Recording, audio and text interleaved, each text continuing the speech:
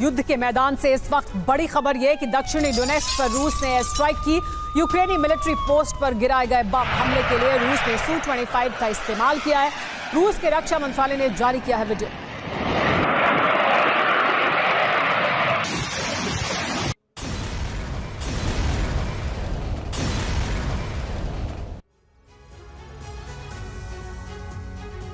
चीन और ईरान के बाद अमेरिका के खिलाफ पुतिन के अभियान का अगला पार्टनर नॉर्थ कोरिया है। पिछले साल सितंबर में किम जोंग ने मॉस्को का दौरा किया था और पुतिन की दोस्ती की कसौटी पर किम इस कदर खरे उतरे कि अब रूसी राष्ट्रपति खुद नॉर्थ कोरिया पहुंचे हैं। एक बेहद शक्तिशाली देश के राष्ट्रपति नॉर्थ कोरिया जैसे छोटे से देश के दौरे पर हैं, तो इसकी कई वजहें भी हैं।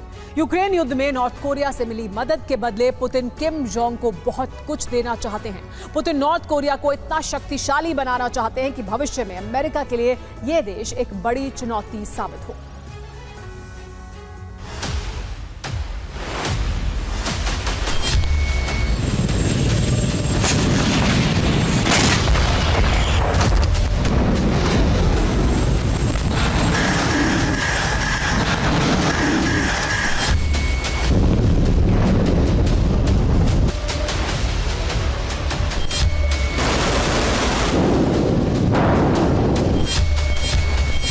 अमेरिका के दो सबसे बड़े दुश्मनों की मुलाकात,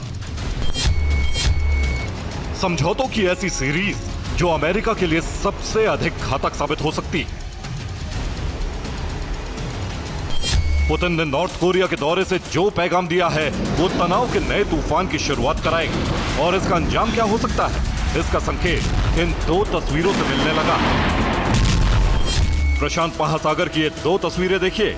एक तरफ रूस के युद्धपोत यहां युद्धाभ्यास के लिए पहुंच चुके हैं, तो दूसरी तरफ अमेरिका के B-2 बॉम्बर्स ने उड़ान भरी।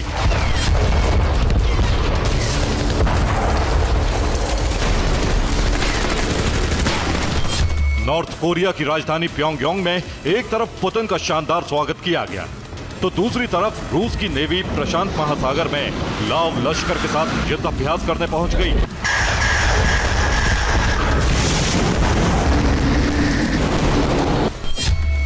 पुतिन और किम जोंग की यह मुलाकात बेहद अहम साबित हो सकती है, क्योंकि 24 साल बाद पुतिन नॉर्थ कोरिया के दौरे पर गए हैं। 9 महीने पहले किम जोंग ने मॉस्को की यात्रा की थी। रूस को हथियारों की सप्लाई कर रहा है नॉर्थ कोरिया।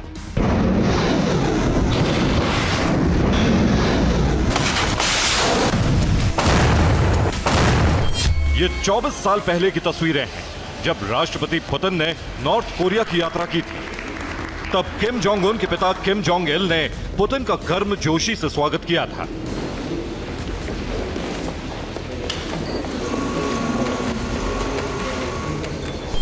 रूस और नॉर्थ कोरिया के बीच तब से दोस्ती की जो शुरुआत हुई थी, उससे सबसे अधिक मजबूती यूक्रेन युद्ध को मिली।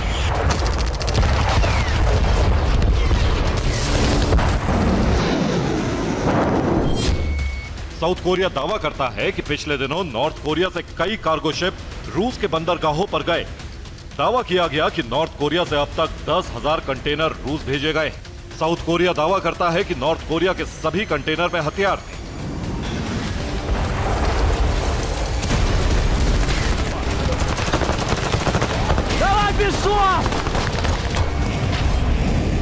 यूक्रेन भी दावा करता है कि रूस के हमलों के बाद मिसाइलों के मलबों की जांच में इस बात के सबूत मिले कि रूस नॉर्थ कोरिया की मिसाइलों का इस्तेमाल कर रहा है।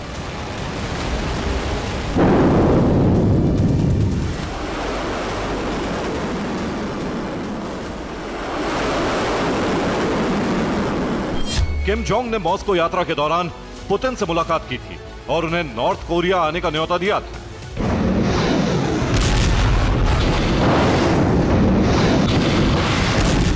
पुतिन के लिए भी प्योंगयांग का दौरा महज औपचारिकता नहीं, बल्कि उनकी रणनीति का एक हिस्सा है। रिपोर्ट्स के मुताबिक दोनों देशों के बीच बैलिस्टिक तकनीक पर समझौता हो सकता है। परमाणु परीक्षण को लेकर भी रूस से नई डील हो सकती है। लेकिन अब सबसे अहम नॉर्थ कोरिया में रूसी सेना के बेस को बनाने को लेकर होने वाला समझौता है।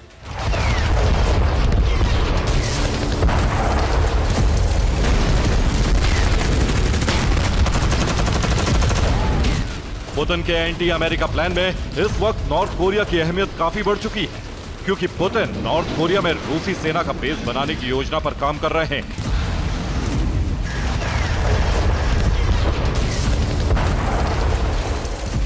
सिर्फ इतना ही नहीं, रूस नॉर्थ कोरिया में न्यूक्लियर वॉरहेड्स और न्यूक्लियर फोर्स की भी तैनाती कर सकता है।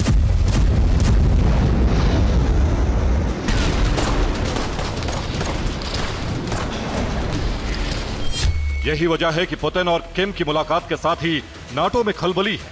नाटो महासचिव ने कहा है, नाटो परमाणु हथियारों की संख्या बढ़ा सकता है।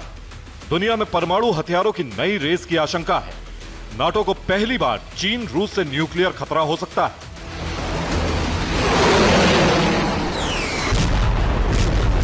नाटो अब रूस और चीन को एक बड़े खतरे के तौर पर देख रहा है।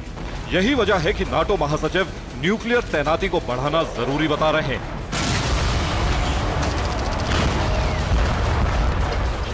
आपको दिखाते हैं कि इस वक्त नाटो और नाटो के दुश्मनों की एटमी शक्ति कैसी है। अमेरिका के 3 दुश्मनों की बात करें तो रूस के पास सबसे अधिक 5,977 न्यूक्लियर वॉरहेड्स हैं। चीन पर स्थिति बहुत साफ नहीं है, लेकिन माना जाता है कि चीन के पास 350 परमाणु हथियार हैं। नॉर्थ कोरिया के पास भी 20 परमाणु वॉरहेड हैं। Stockholm International Peace Research Institute के जनवरी 2024 के आंकड़ों के मुताबिक अमेरिका के पास 3,708 न्यूक्लियर वॉरहेड हैं। इनमें से 1,770 वॉरहेड यहां तैनात हैं, जबकि 1,938 वॉरहेड स्टॉक में हैं। अमेरिका के 1,336 न्यूक्लियर वॉरहेड को अब रिटायर्ड मान लिया गया है। अमेरिका के अहम सहयोगी और रूस के दुश्मन ब्रिटेन के पास 225 न्यूक्लियर वॉरहेड हैं। इनमें से 120 वॉरहेड तैनात हैं, जबकि 105 वॉरहेड स्टॉक में मौजूद हैं। फ्रांस के पास 290 परमाणु हथियार हैं। 280 वॉरहेड इस वक्त हमले के लिए तैनात रहते हैं, जबकि स्टॉक में सिर्फ 10 न्यूक्लियर वॉरहेड रखे गए हैं। यानी नेटो की ताकत की बात करें तो इस वक्त कुल 4,223 न्यूक्लियर वॉरहेड वॉर के लिए तैयार हैं। स्टॉक के साथ ये आंकड़ा 5,559 है, जबकि 2,170 न्यूक्लियर वॉरहेड हर वक्त हमले के लिए तैयार हैं।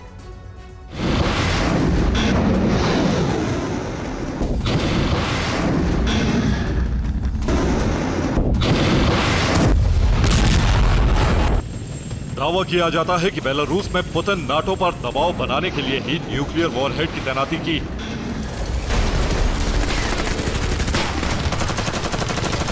इसके जवाब में पोलैंड में अमेरिका न्यूक्लियर वॉरहेड की तैनाती की योजना बना चुका है।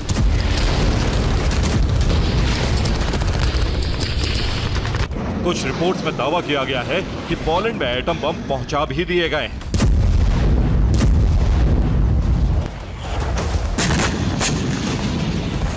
लेकिन फिलहाल मौजूदा आंकड़ों के मुताबिक इस वक्त अमेरिका के कई एटम बम अलग अलग देशों में मौजूद हैं। अमेरिका के घातक बम बेल्जियम, नीदरलैंड्स, इटली, जर्मनी और तुर्की के बेस पर मौजूद है। जर्मनी के पास अमेरिका के परमाणु बम है।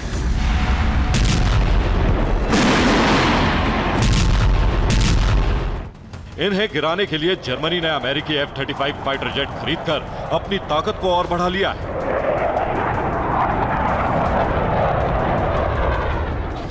नाटो के लिए यह सचेत होने का वक्त इसलिए है क्योंकि पुतिन के नॉर्थ कोरिया की यात्रा के साथ ही उनकी नेवी की मूवमेंट भी अलग अलग दिशाओं में हो रही।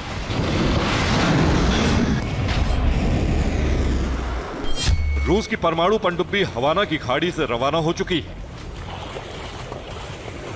इसके साथ ही रूसी फ्रिगेट एडमिरल गोर्चकोव भी उस इलाके से निकल चुका है। इस फ्लीट की अगली तैनाती क्या है, इसका भी खुलासा नहीं किया गया है। हालांकि अमेरिका को अंदेशा है कि ये वेनेजुएला के आसपास मौजूद रहेंगे।